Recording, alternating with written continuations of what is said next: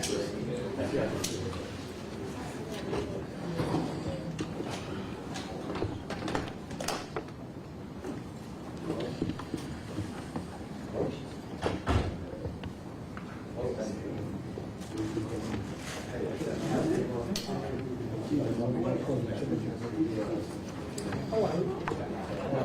need a bigger podium. I don't know if I'm doing this thing. Yeah, I know.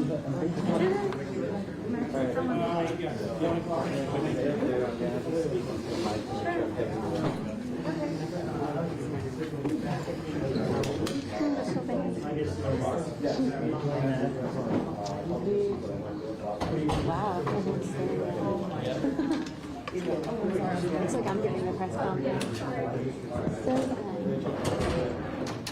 Okay, can you hear me over here? I'm not trying to be in like everybody's ear right now. We're trying not to nobody's ear up. Sorry.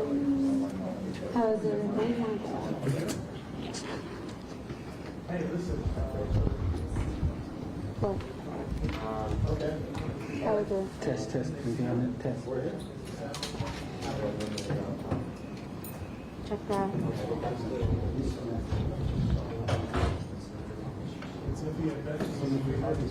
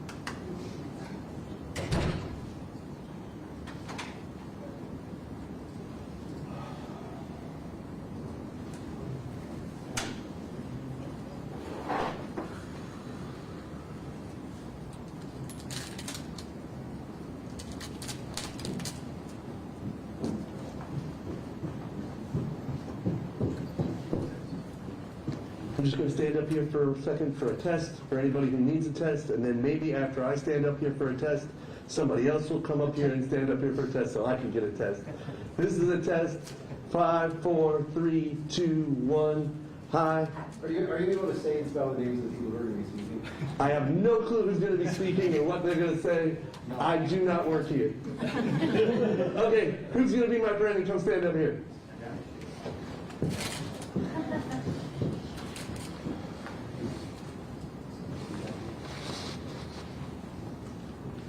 Can you spell their names? I cannot. Blair County Courthouse mic test. 1, 2, 3, 4, 5, 6, 7, 8, 9, 10. Blair County Courthouse audio test. 1, 2, 3, 4, 5, 6, 7, 8, 9, 10 with a free white balance. 1, 2, 3, 4, 5, 6, 7, 8, 9, 10. 1, 2, 3, 4, 5, 6, 7, 8, 9, 10. You all happy? Thank you very much. Okay.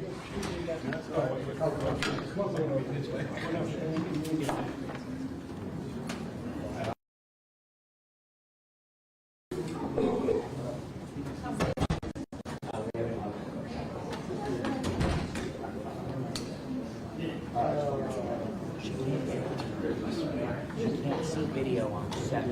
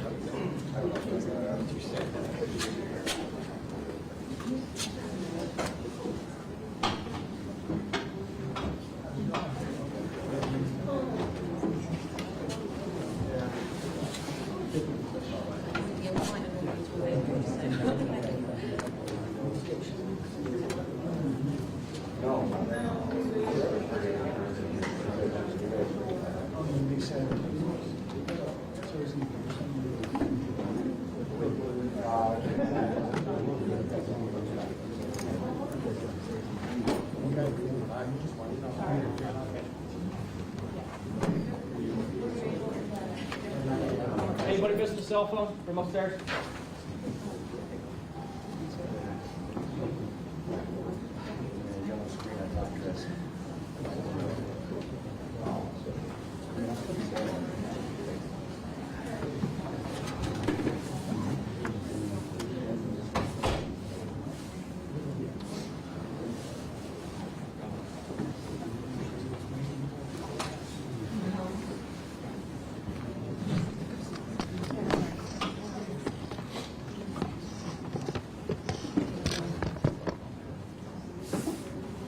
Nobody's missing a cell phone. Going once.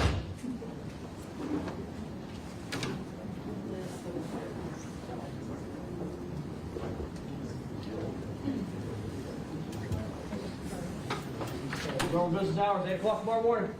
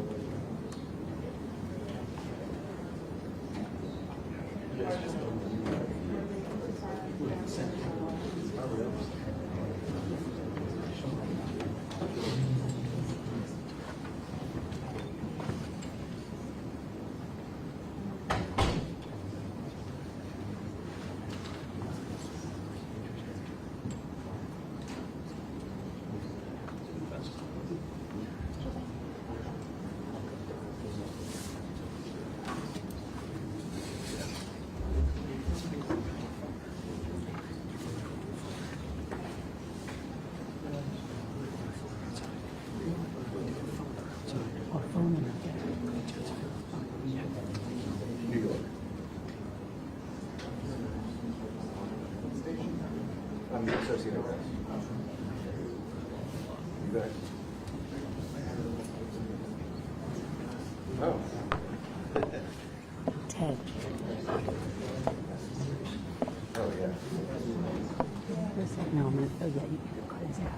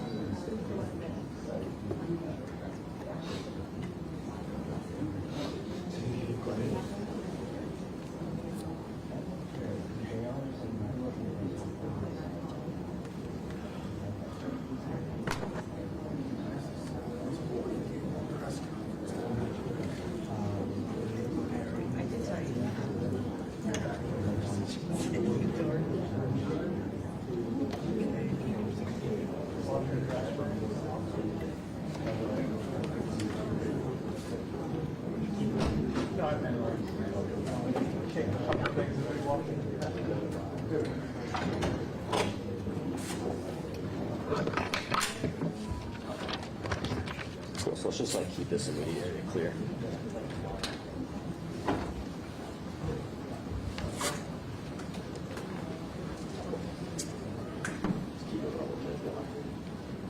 Thanks, guys.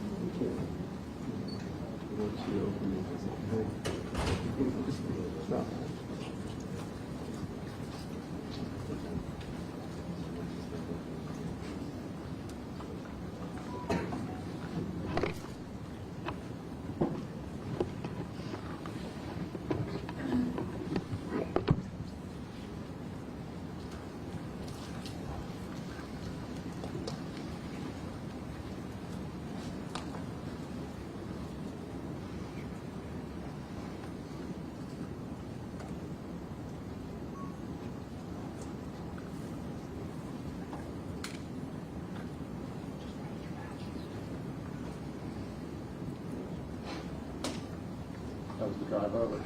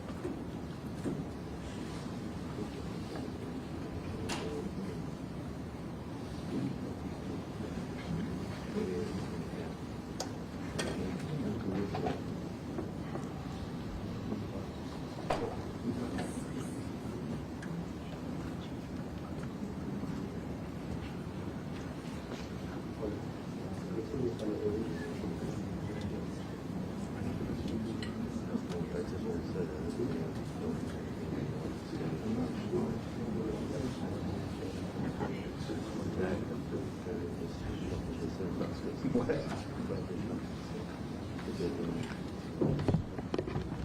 can you hear? Yes, I can. Yeah. Check 1, 2.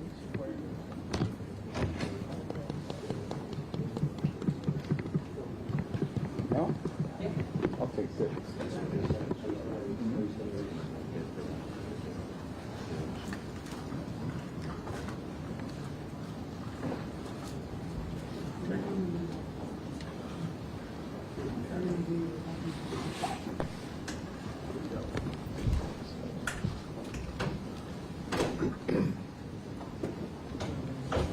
Good afternoon, everybody. My name is Deputy Chief Derek Swope of the Altoona Police Department.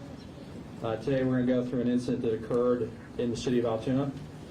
This morning at approximately 9:14 a.m., Altoona police officers received a call of a suspicious male at a local restaurant. It was reported that the male matched the description of the UnitedHealthcare murder in New York City. When officers arrived, they made contact with the male who had a face mask on. That male was asked to remove his face mask, and officers immediately recognized him as a suspect in the New York City shooting in recent days. That male was asked for a form of identification. He then provided a fake identification card out of New Jersey. After a brief investigation, it was determined that the ID provided was in fact a fake ID, and he was subsequently arrested for a forgery charge. Once he was taken into custody for that forgery charge, he was transported to the Altoona Police Department. Once at the Altoona Police Department, that male was searched instant to arrest. It was discovered that he had a United States passport that identified him as, Luigi Mangione.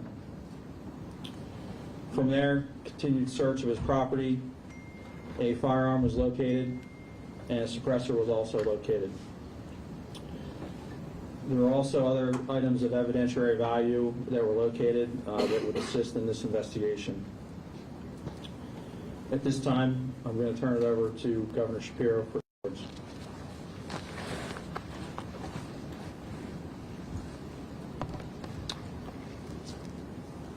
Thank you, Deputy Chief Swope, and let me acknowledge and thank the law enforcement who I'm joined with today, beginning with Lieutenant Colonel Bivens of the Pennsylvania State Police. I want to thank Senior Special Supervisory Agent Szabo from the FBI. I acknowledge NYPD Commissioner Daughtry and the women and men of the NYPD who join us here today. District Attorney Weeks, who you will hear from shortly. And I just concluded a briefing with Mayor Adams and Commissioner Tisch from New York. I want to begin by thanking our fellow Pennsylvania resident who acted as a hero today. Pennsylvania resident saw something early this morning at McDonald's and said something to our local police. And our local police here in Altoona acted swiftly. I want to say a special thanks to Officer Tyler Fry of the Altoona Police Department. Officer Fry is about 6 months into his time serving his fellow people here in Pennsylvania, and he acted swiftly, he acted with smarts, and he acted with calm. You know, safety often turns on the strength of the relationship between the community and law enforcement. We have that strong relationship here in Altoona, and it was proven here today. I want to ask all of our fellow Pennsylvanians to demonstrate the same type of thoughtfulness and courage and smarts as the individual at McDonald's did this morning, and help law enforcement here in Pennsylvania as we continue with our investigation. You'll see photos of the suspect who is here, and you should know that this suspect traveled between Philadelphia and Pittsburgh, making stops in between, obviously here in Altoona. I want to ask all of our fellow Pennsylvanians to help us with any tips that they might have. by contacting us at 800-4-PA-TIPS.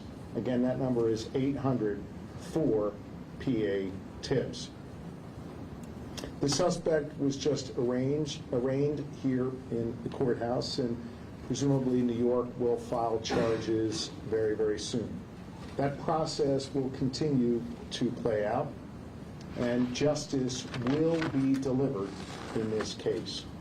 This case is hinged on attention. In fact, the attention in this case and the killing of Brian Thompson was helpful, no doubt, in allowing us to capture this killer, in alerting that individual at McDonald's this morning, and then having that individual contact police. But some attention in this case, especially online, has been deeply disturbing, as some have looked to celebrate instead of condemning this killer. Brian Thompson was a father to two. He was a husband, and he was a friend to many. And yes, he was the CEO of a health insurance company. In America, we do not kill people in cold blood to resolve policy differences or express a viewpoint. I understand people have real frustration with our healthcare system, and I have worked to address that throughout my career. But I have no tolerance, nor should anyone, for one man using an illegal ghost gun to murder someone because he thinks his opinion matters most. In a civil society, we are all less safe when ideologues engage in vigilante justice. In some dark corners, this killer is being hailed as a hero. Hear me on this. He is no hero. The real hero in this story is the person who called 911 at McDonald's this morning. The real heroes every day in our society are the women and men who put on uniforms like these and go out in our communities to keep us safe. This killer was not a hero. He should not be hailed. Mr. Thompson, I understand, was laid to rest earlier today in Minnesota in a private setting. As the conversation continues about this case, let's be mindful not to dehumanize him and make him just an avatar of a system that is disliked by many. He was a father, he was a husband, and he did not deserve to die like this on the sidewalk in New York City. I again want to thank all law enforcement who's present here this evening. Law enforcement works best when it works together. In this case, you have the New York Police Department working together with the Altoona Police Department, working together with our Pennsylvania State Police and our partners at the federal level as well. Everyone came together to solve this case and keep the public safe. I again ask my fellow Pennsylvanians, if you have any information regarding this suspect or his travels throughout Pennsylvania, please share those tips with us immediately. And with that, I want to thank Attorney Weeks for his important work today and invite him to the microphone to say a few words. Thank you, Governor.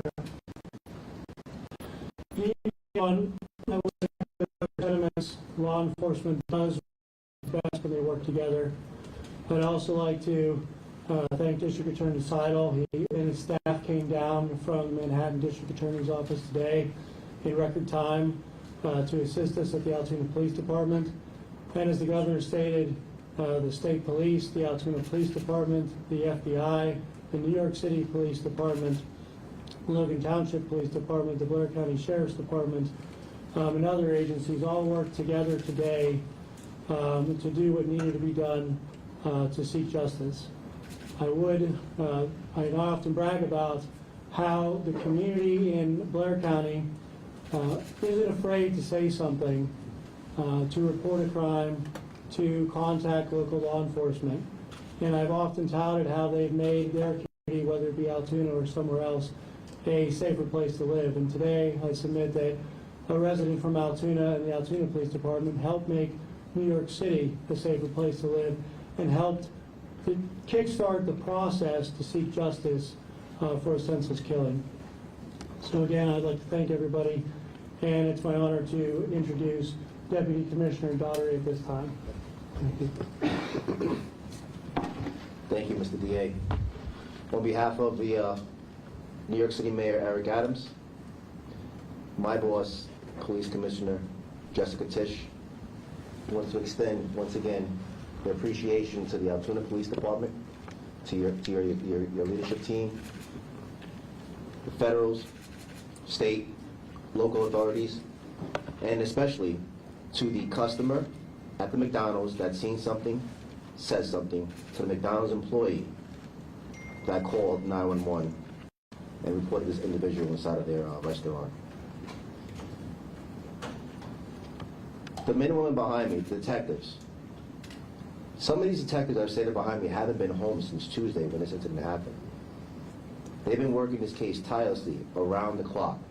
And when they got that phone call, immediately they jumped in their car, to the police car, and raced down here to go see if this was the individual they were looking for. That's dedication. Their commitment to bringing this individual to justice is just standing behind me. And on behalf of the mayor and the police commissioner, they extend their thanks and appreciation to you as well. Here's a message to the criminal element that think that they want to commit a crime in New York City and cross state lines, county lines. The message is very clear. Police Commissioner Tisch's police department will find you and bring you to justice. Just look behind you. Thank you.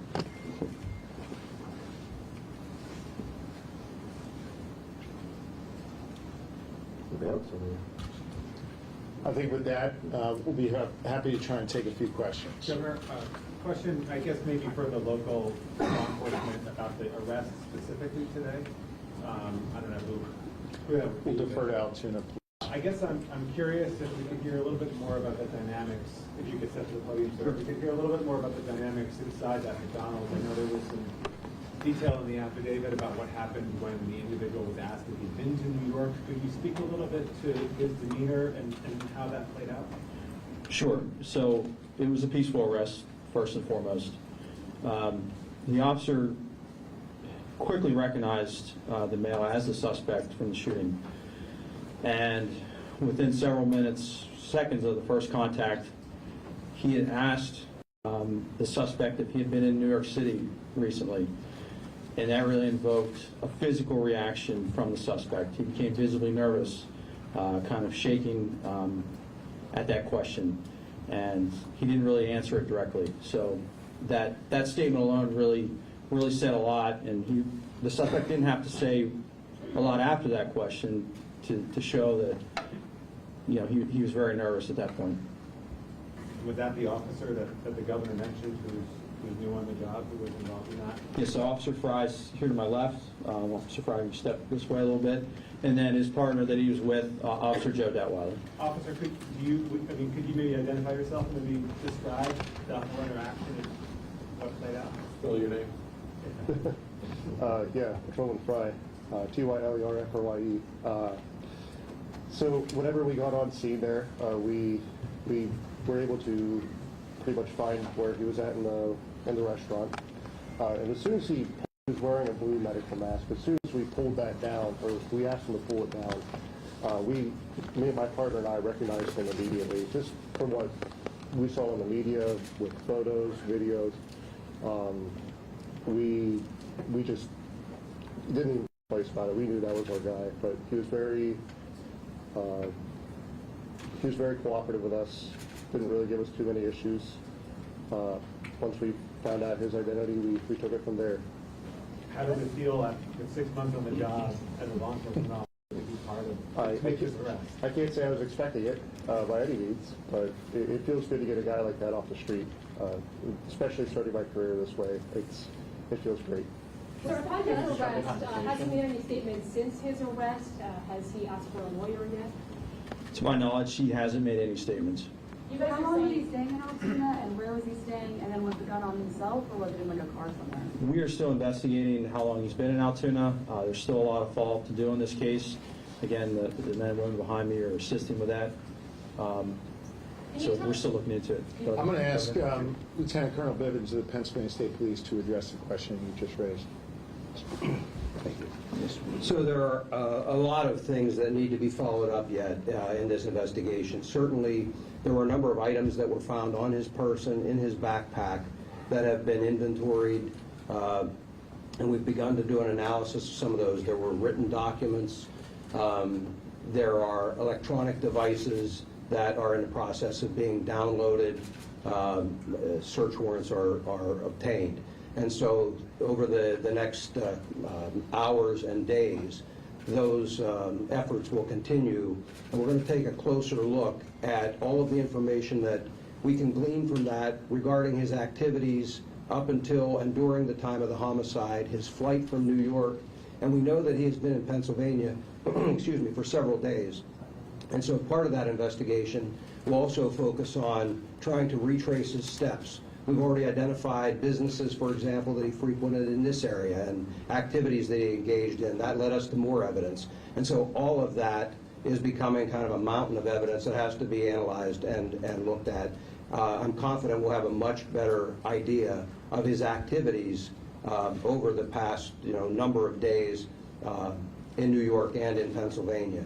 Additionally, we're also trying to determine that we don't have another actor or an accomplice out there. And so this information will be used to help us prove or disprove whether that exists and whether there were any other intended targets. So a lot of questions that are out there that are unanswered yet, but we have a lot of information that we can examine that hopefully will give us some of those pieces of data that we need. You asked, or someone asked about the interview. He was initially cooperative. He is not now. And so he has been arraigned and transported and will be securely housed pending the filing of additional charges in New York. Governor, you mentioned that he was in Pittsburgh at some point. Is that correct? What Yes. do you know about that time in Pittsburgh? We're not going to get into any more details at this time. We would like to hear from any Pennsylvanian or Pittsburgher who had any sightings or any dealings with the individual. That's why I specifically asked for anyone with tips to share that with us. Can you talk about the extradition to New York? How does that process work? I know that you have your case here, but what happens with the New York part of it? And how long does it take? Thank you. So that answer depends. Once the charging documents are filed in the state of New York, we will file a fugitive justice complaint against the defendant. He'll be brought before a common pleas judge shortly thereafter, and the defendant will be presented with the option to waive his extradition or to contest his extradition. If he waives his extradition, we of course will make him available to the NYPD and the Manhattan District Attorney's Office as soon as we're able to arrange his transportation there.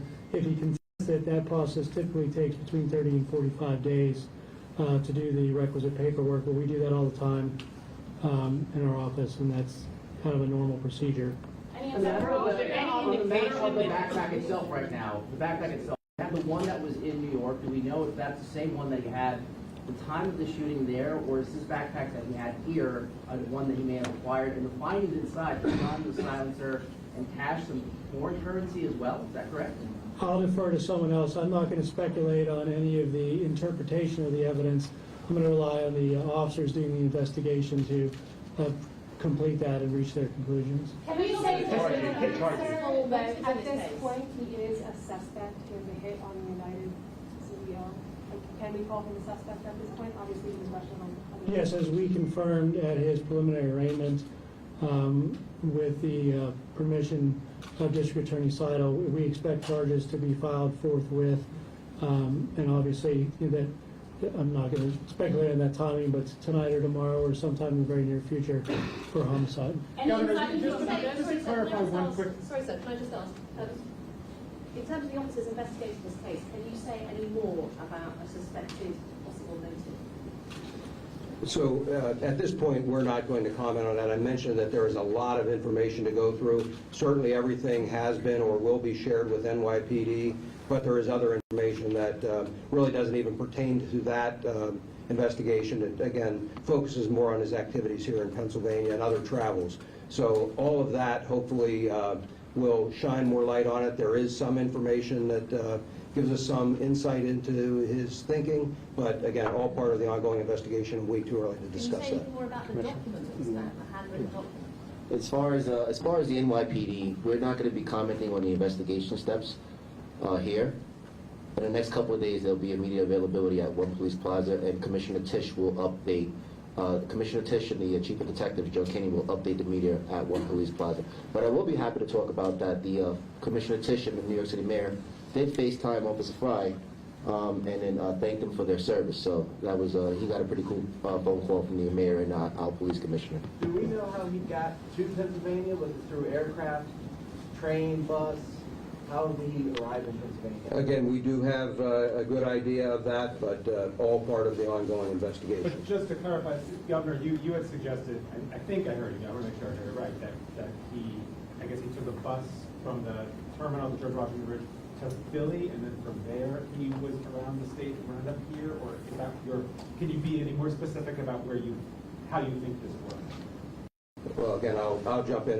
It's all part of the ongoing investigation. And so, yes, we do have a good idea how he got from Philadelphia to Pittsburgh, but there are some gaps in time. And so before we start laying out a timeline of his travel, we really need to work through all of that. And so we know that at some point it is likely he was in a variety of locations across the state, to include Philadelphia, Pittsburgh, and points in between. And then, so Philadelphia, then Pittsburgh, and then he made his way back here. Again, that'll all be part of the, logically, he's caught here in Altoona, so logically, he was in those locations first. But again, the timeline of all of that will be part of the ongoing investigation. What was happening by evade detection for several days? Obviously, he was caught at McDonald's this morning. And guy's got to eat. For the past few days, he's been on the run for multiple days at this point. How did he manage to evade detection for so long? So I think, again, as part of the ongoing investigation, when we determine where he's been, where he stayed, those kinds of things, we may be able to answer some of those questions. But right now, I will tell you that based on everything that we have seen, he was very careful with trying to stay low profile, avoid cameras, not all that successfully in some cases. But that was certainly the effort he was making. He took steps to try and avoid detection with some of the electronic devices and things as well. So again, all part of the investigation, but clearly, somebody that was very security conscious and trying to avoid And somebody. to be clear, he has no criminal record, and this was a name that was not previously known to law enforcement. I'm not aware of a criminal history. Tech evasion devices. It was mentioned in the hearing, and then the defendant said that those were waterproofing bags. Could you speak more to what was taken into evidence today? No, not at this point. Again, I've spoken generally about what's there, but at this point, everything remains under investigation, and we'll have much more information, and New York will certainly have information for you in the future.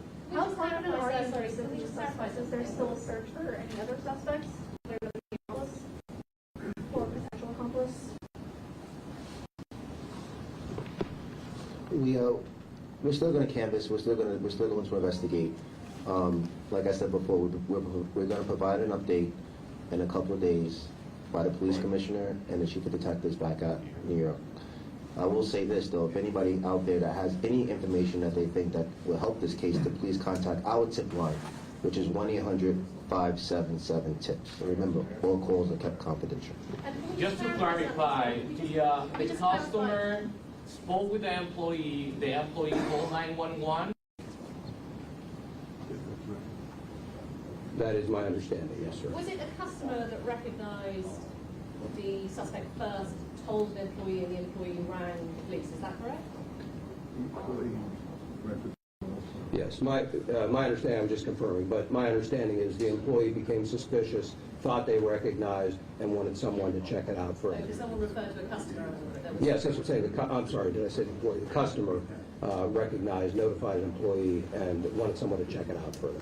You can tell which restaurant it was? Was it the one on Plank Rose? I'm not familiar with the address of that. It's a McDonald's. But, yes, they tell me it is. The suspect disputed the currency. Can you explain why there was a discrepancy or how much he was found to have? Again, we're not going to talk about what was found in the bag. We have accurately cataloged everything that was in there, and that'll be a matter for the future. DA Weeks, could you repeat what you said in court about that money? I certainly stand by all the comments I made at the preliminary arraignment, but I'm not going to comment any more on the evidence at this time. My comments at preliminary arraignment were in support of my argument for bail. Thank you. We probably have time for one or two more questions. Is he being held in a county or state facility? He will likely be taken to a state correctional institution later this evening. Can I just say specifically for Pennsylvania law enforcement, over the past few months, we've had the attempted assassination of a former president, now president-elect. Now you had this. What do you think about that? Violence can never be used to address political differences or to address a substantive difference or to try and prove some ideological point. That is not what we do in a civilized society. That was true in Butler, it was true in New York City, and it's true anywhere. That is not how you make progress in this country.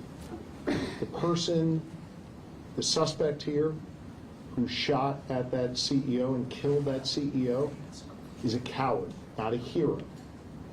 And we need to make sure that in this country, we get back to having a civil discourse about our differences. And that is an important lesson coming out of Pennsylvania, and it is one that I think the rest of the nation needs to hear as well.